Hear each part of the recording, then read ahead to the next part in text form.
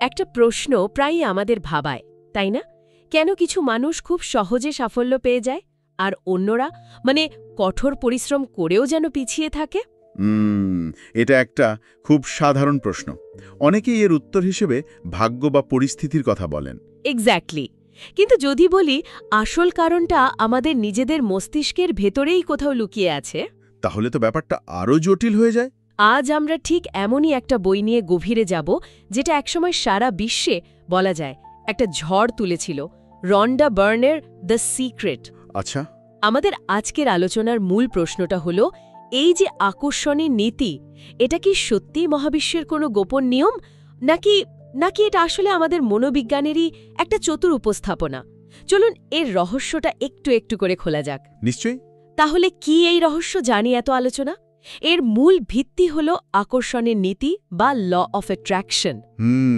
Ronda বার্নের বই the secret বলছে, এর মূল কথাটা খুব সাধারণ, লাইক অ্যাট্রাক্টস লাইক, অর্থাৎ একই ধরনের জিনিস একে অপরকে আকর্ষণ করে। মানে আমাদের চিন্তা একটা চুম্বকের মতো। একদম, যা সমজাতীয় শক্তি বা পরিস্থিতিকে জীবনে টেনে আনে। কিন্তু এই ধারণাটা রন্ডা বার্ন পেলেন কোথা থেকে? এর পেছনের গল্পটাও কিন্তু খুব ইন্টারেস্টিং। হ্যাঁ, ওনার ব্যক্তিগত জীবনের একটা বড় ক্রাইসিস থেকে শুরু। 2004 সালের দিকে রন্ডা বার্নের জীবনটা এক কথায় বলতে গেলে প্রায় ভেঙে পড়েছিল। তাই নাকি? বাবার আকস্মিক মৃত্যু, কর্মক্ষেত্রে চরম সংকট, ব্যক্তিগত জীবনেও সমস্যা, সব মিলিয়ে তিনি গভীর হতাশায় ডুবে গিয়েছিলেন। ওহ। ঠিক তখনই ওনার মেয়ে তাকে 100 বছরেরও বেশি পুরনো একটা বই উপহার দেন। বইটার নাম ছিল the science of getting rich.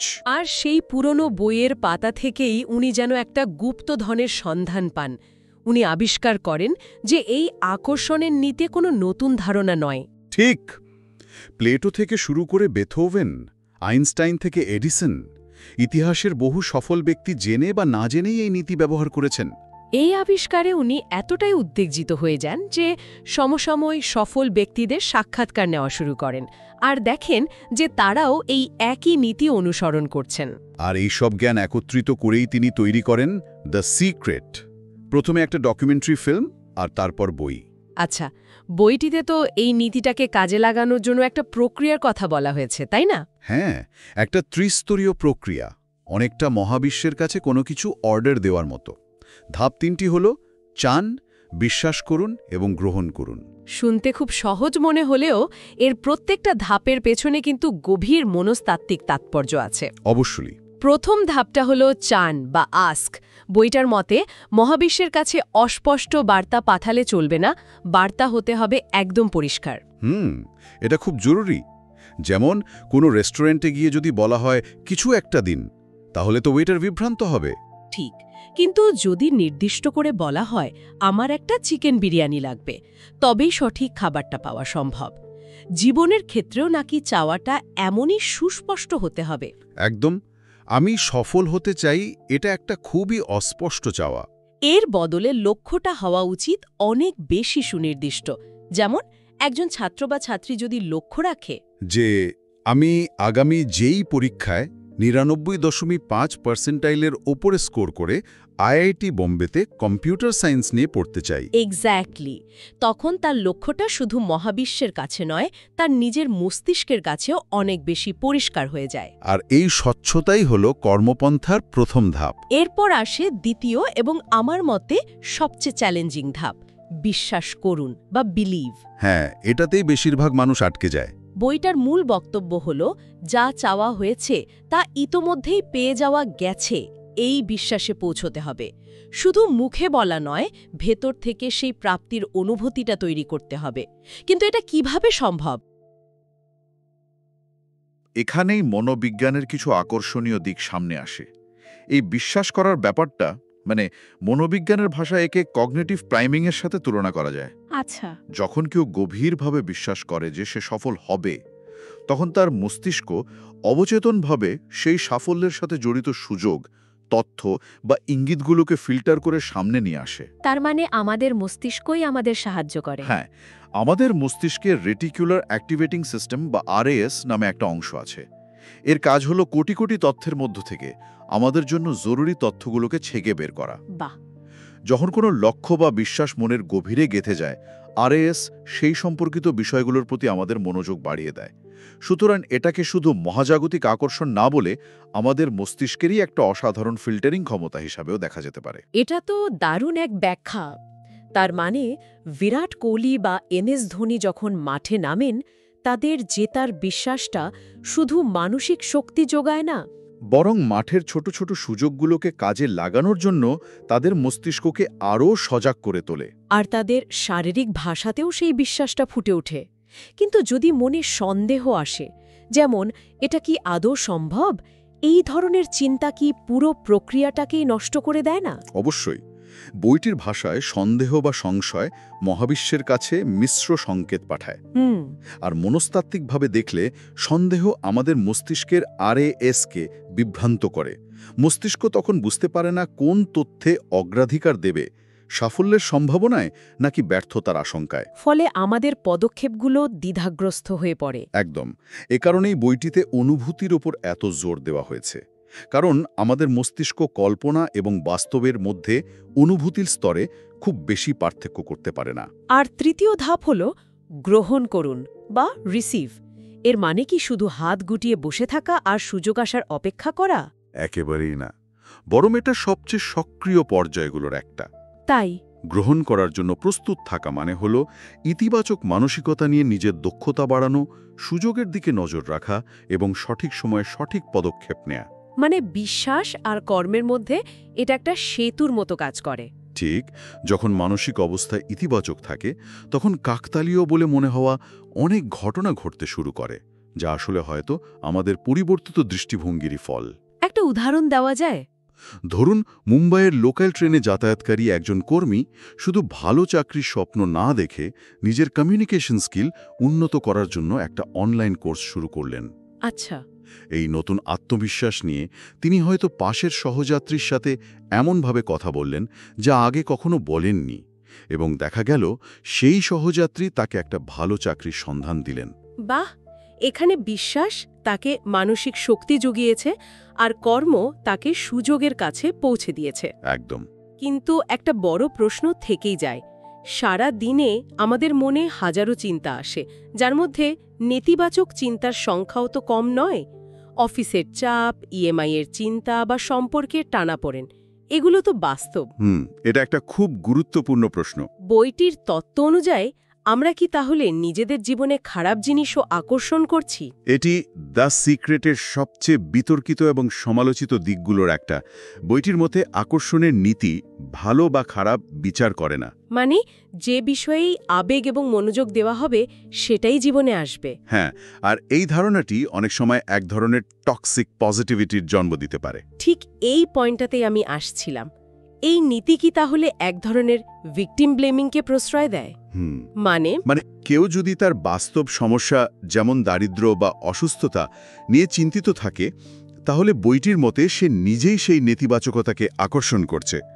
এটা কি কাঠামোগত বা সামাজিক সমস্যাগুলোকে পুরোপুরি অস্বীকার করা নয়? এটা একটা খুবই গুরুত্বপূর্ণ প্রশ্ন, এবং সমালোচকরা ঠিক এই দিকটিই তুলে ধরেন। দ্য সিক্রেটের মূল শক্তি হল ব্যক্তিগত মানসিকতাকে ইতিবাচক দিকে চালিত করা। কিন্তু এর সীমাবদ্ধতাও আছে। অবশ্যই। এর সীমাবদ্ধতা হলো এটি অনেক সময় বৃহত্তর সামাজিক, অর্থনৈতিক এবং কাঠামোগত সমস্যাগুলোকে উপেক্ষা করে। সাফল্যের জন্য মানসিকতার পাশাপাশি সঠিক কৌশল, কঠোর পরিশ্রম এবং সুযোগের উপস্থিতিও সমানভাবে জরুরি। তাহলে বইটাকে কিভাবে দেখা উচিত? এটাকে একটা শক্তিশালী মোটিভেশনাল টুল হিসেবে দেখা উচিত, কিন্তু বাস্তবতার বিকল্প হিসেবে নয়। এর সমাধান হলো? এর সমাধান হলো অনুভূতিকে একটা গাইড হিসেবে ব্যবহার করা। আচ্ছা। যখনই খারাপ বোধ হয়, যেমন রাগ, হতাশা বা ভয়, তখন বুঝতে হবে যে মানসিক অবস্থাটা নেতিবাচক দিকে আছে। সেই মুহূর্তে সচেতনভাবে চিন্তার মোড় ঘুরিয়ে দেওয়াটাই আসল কাজ। আর এই চিন্তার মোড় ঘোরানোর জন্য বইটিতে দুটো শক্তিশালী কৌশলের কথা বলা হয়েছে, তাই না? প্রথমটা হলো কৃতজ্ঞতা বা গ্র্যাটিটিউড। হ্যাঁ, আর কৃতজ্ঞতার অনুশীলনকে মনোবিজ্ঞানেও খুব গুরুত্ব দেওয়া হয়। যখন আমরা যা কিছু আমাদের জীবনে আছে তার জন্য কৃতজ্ঞতা প্রকাশ করি, তখন আমাদের মস্তিষ্ক ঘাটতির বদলে প্রাচুর্যের দিকে মনোযোগ দেয়। এটা আমাদের মানসিক অবস্থাকে তাৎক্ষণিকভাবে উন্নত করে। একদম। বইটির ভাষায় যখন যা আছে তার জন্য মহাবিশ্বকে ধন্যবাদ জানানো হয়, তখন মহাবিশ্ব আরও বেশি কিছু দেওয়ার জন্য পথ খুলে দেয়। আমি ব্যক্তিগতভাবে এই অনুশীলনকে খুব শক্তিশালী মনে করি। এটা কি সত্যিই কাজ করে? প্রথম দিকে একটু যান্ত্রিক মনে হতে পারে, কিন্তু কিছুদিন কনসিস্টেন্ট করার পর এটা সত্যি মস্তিষ্কের চিন্তার ধরন বদলে দেয়। আমার নিজের ক্ষেত্রেই দেখেছি, দিনের শেষে ছোট ছোট ভালো জিনিসগুলোর ওপর মনোযোগ দিলে মানসিক চাপ অনেকটাই কমে যায়। এর জন্য তো খুব বড় কিছুর প্রয়োজন নেই, তাই না? প্রতিদিন সকালে বা রাতে ঘুমানোর আগে কয়েকটি সাধারণ জিনিসের জন্য কৃতজ্ঞতা প্রকাশ করা যেতে পারে। যেমন সুস্বাস্থ্য, পরিবার, মাথার ওপরের ছাদ। বাহ, সকালের 1 কাপ গরম চা, এই ছোট অনুশীলনটি আমাদের দৃষ্টিভঙ্গি বদলে দিতে পারে। আর দ্বিতীয় কৌশলটি হল কল্পনা বা ভিজুয়ালাইজেশন। হ্যাঁ, ভিজুয়ালাইজেশন। ক্রীড়াবিদ এবং সফল পারফর্মারদের মধ্যে এটা একটা বহুল ব্যবহৃত কৌশল। কিভাবে করতে হয় এটা? প্রতিদিন কয়েক মিনিটের জন্য চোখ বন্ধ করে কাঙ্ক্ষিত লক্ষ্যটি পূরণ হয়ে যাওয়ার মুহূর্তটিকে বিস্তারিতভাবে কল্পনা করা। শুধু দেখা নয়, সেই মুহূর্তের শব্দ, গন্ধ, অনুভূতি সব কিছুকে জীবন্ত করে তোলা। এটা অবচেতন মনে বিশ্বাসকে আরও শক্তিশালী করে। ঠিক।